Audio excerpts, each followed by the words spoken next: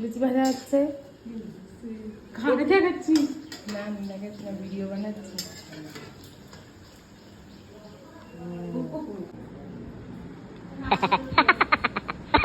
প্রথম আইবুড়ো ভাতকে আপনার কেমন ফিলিংস? এখন ভাত তো আসেনি তো, সবাই তো রুটি খাচ্ছে। ওই তো সকালে আইবুড়ো ব্রেকফাস্ট আইবুড়ো ভাত।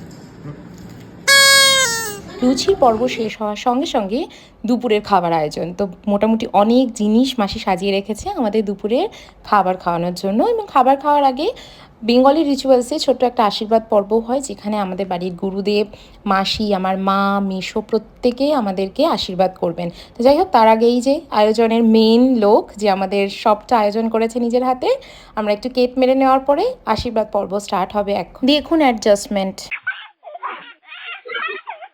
কোনো রকমে অ্যাডজাস্ট হয়ে আমরা আশীর্বাদের জন্য রেডি হয়ে গেছি। আমাদের গুরুদেব এখানে আমাদেরকে আশীর্বাদ করছেন।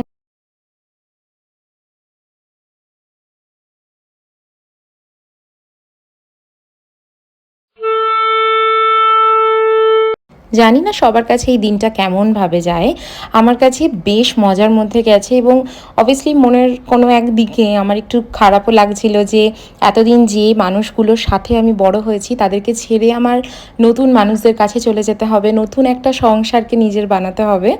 জানি না কেমন হবে, যাই হোক আপনারাও আশীর্বাদ করবেন যাতে আমরা খুব ভালো থাকি এবং সবাইকে বাড়ির নিজের মানুষদের মতন আপন করে নিতে পারি।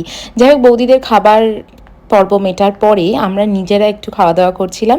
খাবার দাবার ভীষণ ভালো ছিল। মাসি অনেক অনেক ধন্যবাদ, তুমি এত কষ্ট করে আমাদের দুজনের জন্য এবং সকলের জন্য এত ভালো ভালো টেস্টি টেস্টি খাবার বানিয়েছো। ছোটো থেকে মোটামুটি মাসি খুব ভালো খাবার দাবার বানায়। আমি মাসির বাড়িতে গেলে শুনেছি, ছোটোবেলাতে আমি বাড়ি আসতে চাইতাম না কারণ মাসি খুব টেস্টি টেস্টি খাবার বানাতো। তো আমাদের আজকের ব্লগটা এই অবধি। Stay tune.